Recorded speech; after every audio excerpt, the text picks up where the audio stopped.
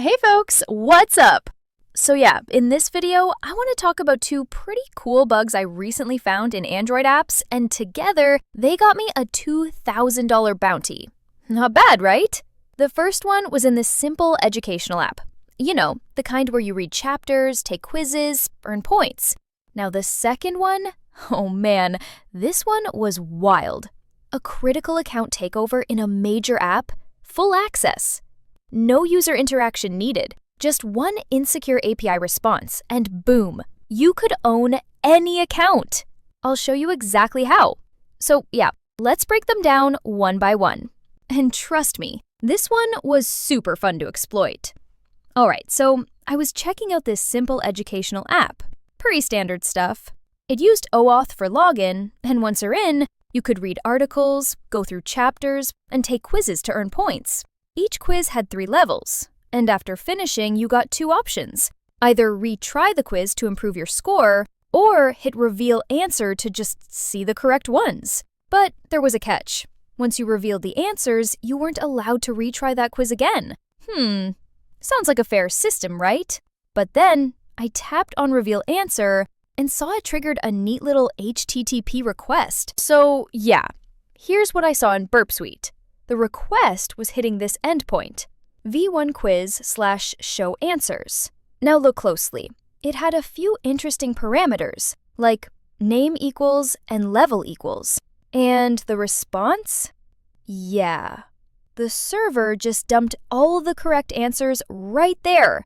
No extra validation, no checks, nothing. It turns out it was a classic IDOR. All I had to do was change the name to any quiz name I wanted and tweak the level parameter to 0, 1, or 2. And boom!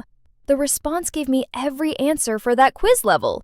Pretty wild, right? Now after discovering this, I wanted to make the proof of concept clean and quick. So I copied the raw HTTP request and fed it to ChatGPT. And yeah, it converted it into a proper curl command. Here's what that looked like. This made it way easier to automate things. I could just run the curl request and get all the quiz answers right in my terminal, formatted and everything.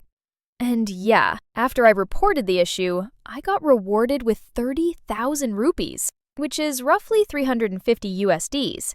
Not bad for a logic bug in a simple app, right? Alright, now let's move to the second app I tested. This one's a bit more shocking. The second application in scope was a mobile app with advanced security implementations, including SSL pinning and root detection mechanisms. Despite these protections, I was able to intercept and analyze the network traffic, ultimately leading to the discovery of a critical vulnerability.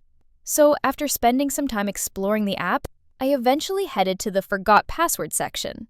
I typed in my email, intercepted the request using Burp, and the response exposed a password reset token directly in plain text. Seriously? They're just including reset tokens in the HTTP response? To confirm, I copied the full reset URL from the email and pasted it into VS Code to compare both tokens. And yes, they were exactly the same. All I had to do next was enter a new password, submit it with the token, and the account was reset instantly. Anyone with just an email ID could take over any user's account. That's a serious security flaw. Although the issue was initially rated as critical, the program later downgraded it to high, citing CVSS attack complexity guidelines. Here's their response. They acknowledged the quality of the report and rewarded an additional $400 bonus, bringing the total reward to $1,400. Definitely one of the cleanest account takeovers I've come across, all because of one exposed token. And that's it for the second bug. And yeah, even though they downgraded it from critical to high, the $400 bonus showed the impact was still recognized. So I'm not mad. These little wins and lessons keep me going. If you liked the breakdown or learned something, consider subscribing to my channel. It really helps me stay motivated to keep sharing stuff like this. Thanks for watching!